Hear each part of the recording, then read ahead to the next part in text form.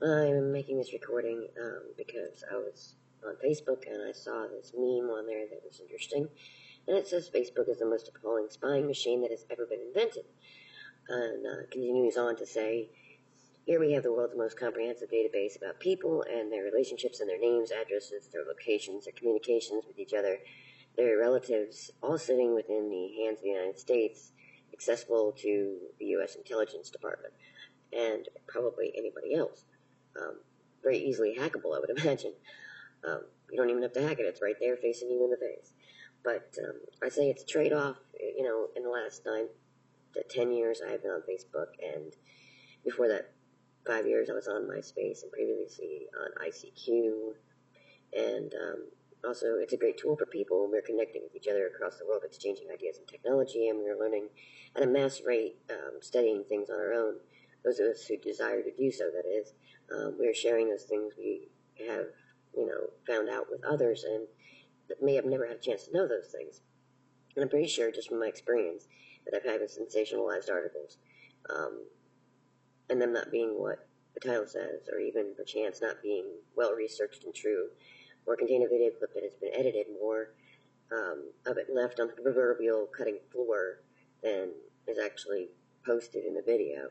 That we're being fed BS to keep us competing. Humans have the strong, drive and desire to compete with one another, and there's little competition in the world out there today when it comes down to it, because we don't have to work so hard to get food in general, and we don't have to, battle people off out of our caves, so to speak, or property most of the time, on our average basis, to keep our structures and food.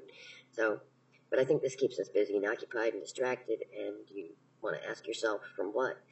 I mean, this keeps us putting our opinions out in the open, so whomever desires to, with the information, whether it be the government, the NSA, the NWO, Illuminati, etc., whoever it is out there, as simple as a group of very rich folks keeping the U.S. machine working, doing their bidding so that they can have whatever they want, say whatever they want, do whatever they desire, if that's the purpose behind it.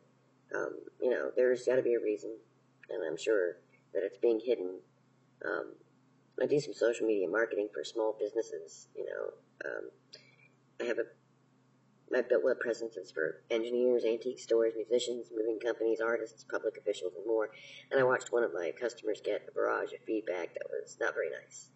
And I was on damage control for this, and they were an antique store and had yard ornaments and statuary outside their store, pottery and such, wrought iron. Really nice stuff. And they happened to be on a historical highway, and a few people in the historical preservation group, a Facebook group as far as I could tell, did not like that they had stuff outside. But that's not really their business. And the outdoor items made up 40% of their sales in the shop, and they weren't about to move them to an area where they couldn't be seen by people who were tourists going up the highway. That was the point of getting that store, and it was allowed by the landlord and so on to put that stuff there. They were not an area with historical buildings. They were a few miles from a historical highway. They were across from a strip mall next to a small garage, and they had been approved by the city and landlord to have their stuff on the side of the road. Actually, it was in their parking lot. But these people attacked the shop, calling it an eyesore and saying they demanded that the stuff be moved inside. And we didn't comply. The reason I'm telling the story is that it started out as one person on the page and grew to many of them, all of whom began to attack like a pack of wolves. And they sent us threatening messages on our Facebook and emails about they were going to take us to court. They claimed that it was dirty and unkept, and I was the one who went out there 3 times a week when I wasn't working on the marketing with a leaf blower and cleaned the outside area. They had no facts. They said they would get the city to shut us down, but they had no leg to stand on. I called the city as a rep for the business and confirmed that they had no way to do anything about it. So I told them this, and I guess they called the city officials themselves and found out that they couldn't. And this whole time they were lying, and within 2 days they stopped. One tiny bit of hearsay can start a firestorm, it seems. So this is what I say to you, and I will say in large, because if you read nothing else in this and get nothing else out of this video, it's this. If you see a title that enrages you, it was probably meant to do so. 9 out of 10 things I read aren't what the title claims. I would guess 45 to 70% of the people do not read the article by their comments. I see tons of comments, and I read the articles, and I go in there and I look at the comments, and these people don't know what they're talking about. They obviously did not read the article. And of those that do, most of them do not question the validity of the post.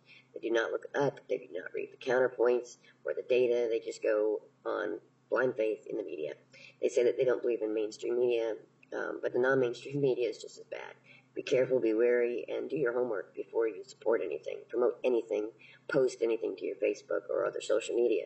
If everyone would do this and comment with intelligent, informed opinions, we would take back what we have lost, or perhaps get something we've never had, which is a level of honesty and integrity that the human race truly needs.